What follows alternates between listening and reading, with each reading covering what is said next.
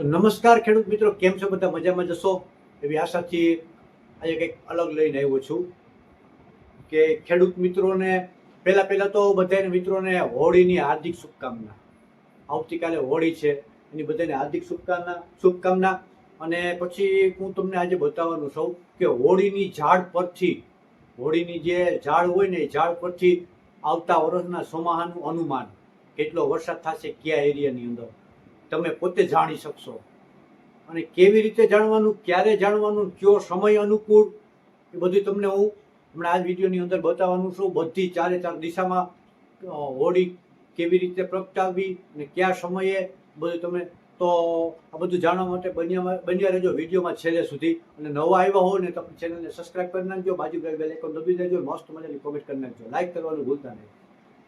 તો હોળીની હાર્દિક શુભકામના સાથે હોળી, આવતીકાલે હોળી છે ને આપણે જોકે આમ તો આપણા વડવાઓને ઘણા સમયથી ઘણા બધા આવા અનુમાન લઈને આવતા હોય છે કે ભાઈ હોળીનો તે પવન છે, હોળીની જે ઝાડ છે કઈ દિશામાં જવી, કસ કાતરા છે, પછી ચેત્રી દનૈયા છે, અખાત્રીજ છે, પછી હાંડીનું જે ઉપરથી વાદળા આવતા હોય એના ઉપરથી ઘણા બધા કરતા હોય, પછી ફૂલ ફળના જે મોર આવતા હોય એની ઉપર ઘણા બધા અલગ અલગ નુસ્ખાનો અલગ અલગ બધા કરતા હોય છે. પણ હોળીનું તમે ખુદ જાણી શકશો એ માટે શું કરવું, તો પહેલા તો કયો સમય અનુકૂળ છે કે જે ઝાડ એવું કંઈ નથી કે મન પડે ત્યારે તમે જઈ આવો ને જોઈ આવો, એ કંઈ એવી કંઈ મન પડે કે ત્યારે કંઈ હાલે નહીં. કે હોળી જ્યારે પ્રગટાવે, એક તો પહેલા નંબરમાં હોળી જેનું શુભ મુહૂર્ત હોય ને એ મુહૂર્તે જ પ્રગટાવેલી હોવી જોઈએ, બાકી ગમે ત્યારે પ્રગટાવો તો એ હોળીનું હાલે નહીં. પછી બીજા નંબરમાં હોળી જે હોળી પ્રગટાવવાની ખુલ્લામાં હોવી જોઈએ, કે ગામ બજારે હોય કે પર્ટિક્યુલર બિલ્ડિંગ છે કે સ્કૂલ હોય, સમાજ હોય કે એનો પવન ઘોરાતો હોય તો પણ એનું રિઝલ્ટ મળતું નથી. અને શુભ મુહૂર્ત હોય ત્યારે જ પ્રગટાવવાની. અને કી સમયે જોવાનું કે હોળીની જાળી તમને બધું હમણાં વિડીયોની અંદર છેલ્લે કહી દઉં. પહેલા કહું, હોળીની ઝાડ જો પૂર્વ દિશામાં જાય, પૂર્વ દિશા પર જે સૂરજ ઉગતો હોય એ દિશામાં જો હોળીની ઝાડ જાય તો 12 આની વર્ષ થાય છે. પૂર્વ દિશામાં હોળીની ઝાડ જાય તો 12 આની વર્ષ થાય છે. પછી છે અગ્નિ ખૂણો, પૂર્વ દિશાની સાઈડનો ખૂણો અગ્નિ ખૂણો. અગ્નિ ખૂણામાં જો હોળીની ઝાડ જાય તો તડકા વરસાદમાં ઘાલમેલ, મતલબ તડકામાં વરસાદ આવે ને, રેડા આવે ને, ઝાપટા આવે ને, થોડી ઘણી અસત રહીએ, આવું બધું થતું હોય છે અગ્નિ ખૂણામાં હોળીની ઝાડ જાય તો. પછી છે દક્ષિણ ખૂણો. દક્ષિણ ખૂણો એટલે પૂર્વ, પછી અગ્નિ ખૂણો, પછી સામેની દક્ષિણ. દક્ષિણ ખૂણામાં જો હોળીની ઝાડ જાય તો વરસાદની અછત થતી હોય છે. દક્ષિણ ખૂણામાં હોળીની ઝાડ જાય તો વરસાદની અછત રહેતી હોય છે. પછી આવે છે નૈઋત્ય આ ખૂણો. નૈઋત્ય ખૂણામાં જો હોળીની ઝાડ જાય તો રોગ જીવાતનો ઉપદ્રવ વધે. આપણે જે કાંઈ ખેડૂતો એને જે વાવ્યું હોય બરાબર, એમાં જીવાત ને રોગ ને બધું વધારે થતું હોય છે. અને જાજી બધી દવાનો ખર્ચો ને આવું બધું રોગ જીવાતનો ટૂંકમાં ઉપદ્રવ વધતો હોય છે. પછી આવે છે પશ્ચિમ. હોળીની ઝાડ જો પશ્ચિમ સાઈડમાં જાય બરાબર તો 8 આની વર્ષ ગણાય.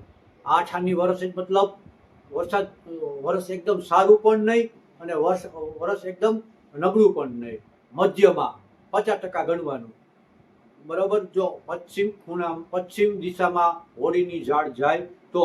પછી આવે છે વાયવ્ય ખૂણો. વાયવ્ય ખૂણામાં જો હોળીની ઝાડ જાય તો પવન સાથે વરસાદ પડે, એકદમ જોરદાર પવન ને વરસાદ ને વાવાઝોડું આવા બધા થતું હોય છે. પછી છે ઉત્તર ખૂણો.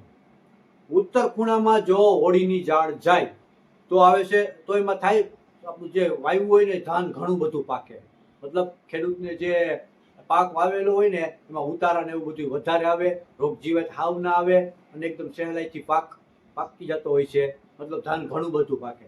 પછી છે ઈશાન ખૂણો. ઈશાન ખૂણો મતલબ પૂર્વ અને ઉત્તરની વચારે, જે આપણે સૂર્યનારાયણ ઉગતા હોય ને એથી આ બાજુનું સાઈડમાં જે ઈશાન ખૂણો કહેવામાં આવે છે. ઈશાન ખૂણામાં જો ઝાડ જાય હોળીની તો 16 આની વર્ષ ગણવાનું. 100% વરસાદ સારા થાય, 100% વર્ષ સારું થવાનું હોય છે બરાબર. તો આવું બધું એનું અનુમાન હોય છે. કે અને આ બધું છે ને ક્યાંક ને ક્યાંક સાચું પડે છે અને ક્યાંક ને ક્યાંક થોડું ઘણું આમ તેમ થતું હોય છે. પણ આ વડવાઓ પહેલેથી આવું બધું ઋષિમુનિ જે હતા ને મેં વાંચ્યું છે એ વખતે બધું આપણે જે હાંડીમાં અને કસ કાતરાના વડવાઓ બધું અનુમાન લગાવે છે.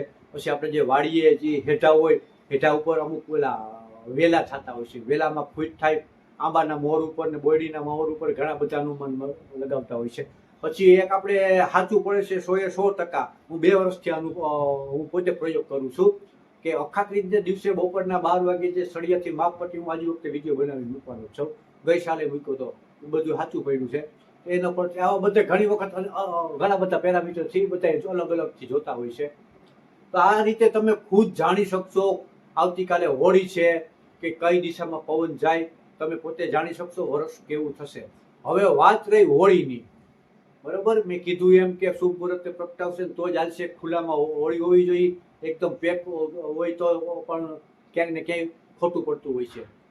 તો હોળી જ્યારે પ્રગટાવે ત્યારે શરૂઆતની 35 મિનિટ જ આ વસ્તુ હાલે, પછી 35 મિનિટ પછી હાલવાની નથી. તો એ ખાસ ધ્યાન રાખવાનું, હોળી જ્યારે પ્રગટે તમારે જે પોતાને ખુદને જેને જોવું હોય ત્યારે ત્યાં ઊભું રહી જવાનું પોતપોતાના એરિયાની અંદર, બરાબર. હોળી પ્રગટાવે ત્યાંથી મુહૂર્તમાં પ્રગટાવેલી હોય તો જ હાલશે. એનું મુહૂર્ત હોય ત્યારે પ્રગટાવે એટલે આગલી 35 મિનિટ જ આ બધું આપણે જોવાનું હોય છે. આગલી 35 મિનિટ કઈ બાજુ હોળીની ઝાડ જાય એ ઉપરથી તમે કીધું એ પ્રમાણે આવતા વર્ષનું ચોમાસાનું વરસાદનું અનુમાન તમે ખુદ પણ લગાડી શકશો. અને તમારે પોતાના એરિયામાં કઈ સાઈડમાં કોને કઈ સાઈડમાં ઝાડ ગઈ એ મને કોમેન્ટ કરીને બતાવી દેજો. તો મિત્રો આવતીકાલે હોળી છે ને, હું પણ મારા ગામની અંદર વિડીયો ઉતારવાનો છું અને જોવાનો છું કે હોળી પ્રગટાવે અને આગળની 35 મિનિટ સુધી ઝાડ કઈ બાજુ જશે એનો વિડીયો બનાવીશ. આવતીકાલે એ વિડીયો પણ હું અપલોડ કરવાનો છું. તો આવતીકાલનો વિડીયો પણ ખાસ જોવાનું ભૂલતા નહીં કે મારા એરિયાની અંદર જે વ્યુવર હોય, બરોબર, એને આવતા વર્ષનું આપણે વિડીયો મૂકવાનો છે કે અમારા એરિયાની અંદર વરસાદ કેવું પડશે. તો આવતીકાલનો વિડીયો પણ જોવાનું ચોક્કસ ભૂલતા નહીં. જય વિડીયોમાં અત્યારે આટલું જ. ફરી પાછા મળશું આવતીકાલે. ત્યાં સુધી બધાને જય શ્રી કૃષ્ણ, જય મુરલીધર. અને ભગવાન દ્વારકાધીશ આપણે તો એવું એની પાસે પ્રાર્થના કરી કે આવનારું વર્ષ બહુ સારું, બહુ અતિશય સારું નીવડે અને ભગવાન કરે અને આવતીકાલે હોળીની ઝાડ ઈશાન ખૂણામાં જાય એવી ભગવાન દ્વારકાધીશ પાસે પ્રાર્થના. જય જવાન, જય કિસાન, જય મુરલીધર.